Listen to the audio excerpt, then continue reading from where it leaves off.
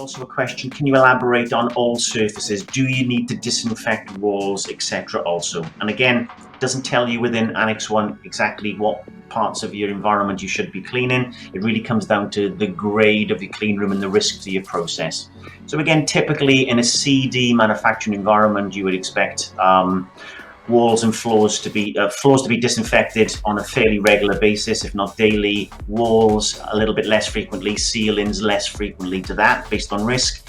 In a B background or an A grade, background, you would expect to see those done on a much higher frequency. So you would have to justify why you didn't disinfect those surfaces, why you didn't feel there was a risk to the process. But typically, most surfaces within that clean room will have to have some form of cleaning and disinfection.